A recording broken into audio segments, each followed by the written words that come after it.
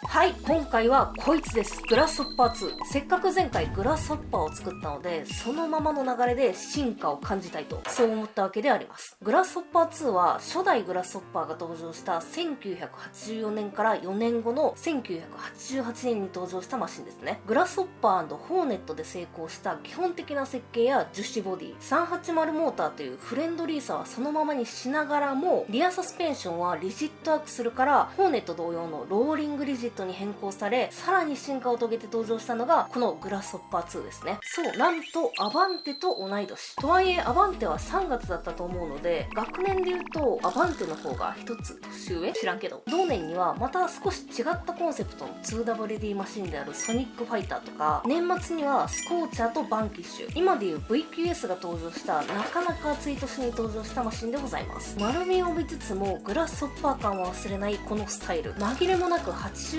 年の名車と言える一台ですよね。ということで今回はこの手にグラスホッパーの組み応えが刻まれてるうちに、こちらのグラスホッパー2作っていこうと思います。じゃあいくパカン。かっこいい。出していこう。まずは A パーツ。これちょっと見にくいね。出していこうか。改めまして A パーツ。フロントの足回りとショック関連。なんかすごく柔らかいね。で、一緒に入ってたのが C パーツ。リアの足回りとバッテリーカバー。こっちは結構固め。B パーツ。これは親しみを感じるギアボックスですね。なんとランナーについてる大きめなパーツは以上。で、タイヤ、リアがスパイクになりました。それからホイール、ワンピースになりました。次にメインシャーシ。これもね、初代グラスホッパーと同じ感じでありながら、でも結構違いますよね。そしてボディ。私この形状大好きなんですよね。マジかっこいいな。で、こっからは小箱です。開けていこう。パカン。こっちにいましたね。Z パーツ、ドライバーさん、P パーツ、サーボセーバー、フロントバンパー、ギア袋詰め。なんか心なしか黄色いね。モーター。こちらも初代グラスホッパーと同様、ピニオン付きの380サイズのモーター。そしてパーツバッグ。今回は組み立て順に A、B、C、D の4袋。小箱の中身は以上で、アンテナパイプ、説明書とステッカー、以上となっております。初代グラスホッパーに負けないくらいのパーツ点数の少なさ。でも実際にはランナーの中身がいくつか増えてたりするんですよね。とはいえ少ない。で、今回はいつも使ってるプラスのマシンスクリューがもうなくなっちゃったので、六角のマシンスクリューに交換しつつ、プラベアリングもボールベアリングに交換しながら組んでいきます。ということで、初代グラスホッパーからの進化を味わいながらありがたくいただきます。はい。まずはパーツバッグ A の工程ですね。ギアボックスの組み立てからモーターの取り付けまでですかね。やっぱ組み立て工程順に分けてあるパーツバッグ分かりやすいですよね。ありがてえ。やっていこう。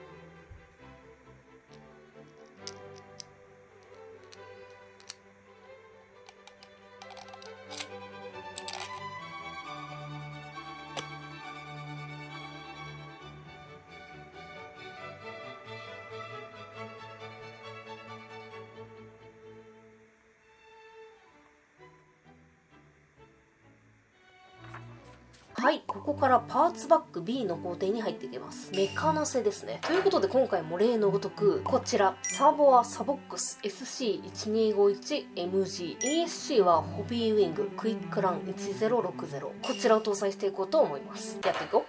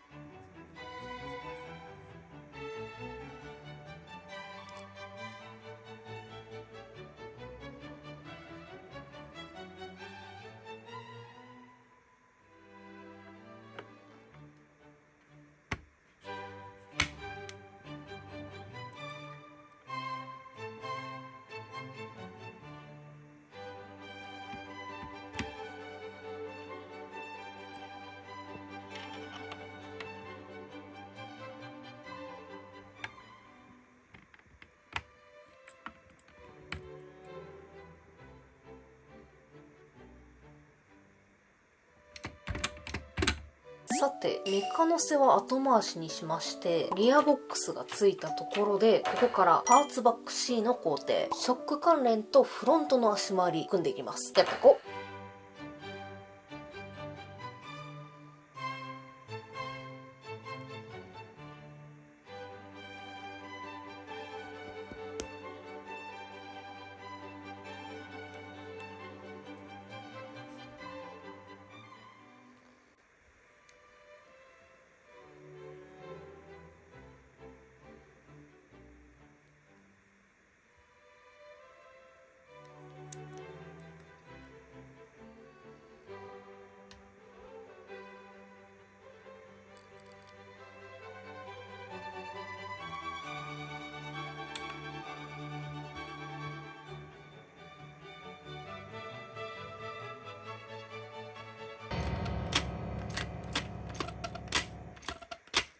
ちょっと動きが渋かったので、上に3ミリずつですね、スペーサーを入れました。これだけで、だいぶ動きがスムーズになりますね。よし、次。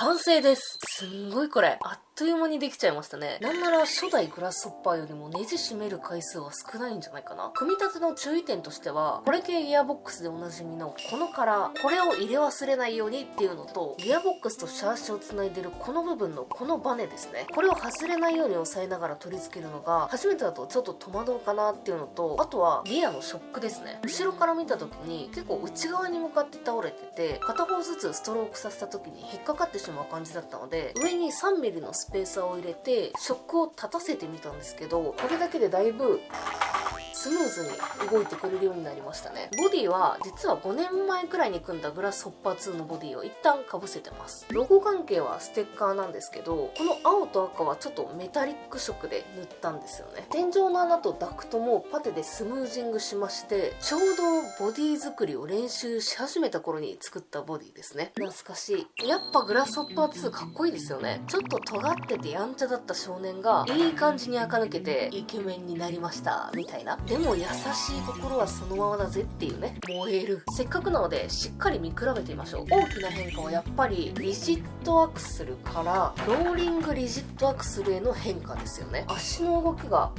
こんなに違う。グラスホッパーは片足持ち上げるとすぐにフロントも一緒に浮いちゃうんですけど、グラスホッパー2はここまで持ち上げてもまだフロントが設置してる。これで路面追従性がかなり向上してますよね。で、構造面はしっかり初代を踏襲してるけれども、ギアボックス以外はほとんど違うパーツで構成されてて、メインシャーシも違うし、フロントのアーム形状も結構変わってるんですよね。同じスイングアーム式なんですけど、ややガルアームっぽい湾曲をしつつ、立体感のある形状で、ショックを支えてる視点がアームの上だったのをアームの下側に配置しつつ、アームの長さもめっちゃ伸びてるんですね。なのでフロントのトレッドとストローク量がすんごい増えてる。これでなおかつタイヤも変わってるので、もう完全に別物って言っていいほど進化してるんですよね。ほぼ同じ構造と同じギアボックスを使って、組み立てやすさや手軽さもそのままなのに、これだけ進化させるってマジですごい。で、ボディもバッテリーカバーもピン固定にして、グラスホッパーでネガティブだった部分も消してるっていうね。面白い。これは比較が楽しみだね。ちなみにこれ結構パーツが余るんですけど、このパーツはね、当時の名残のスロットルサーボ搭載用のブラケットですよね。なので使わない。で、これが多分それ用のサーボホーンと、これちょっとよくわからない細かいのがあるのと、これはグラスホッパーのホイールが取り付けできる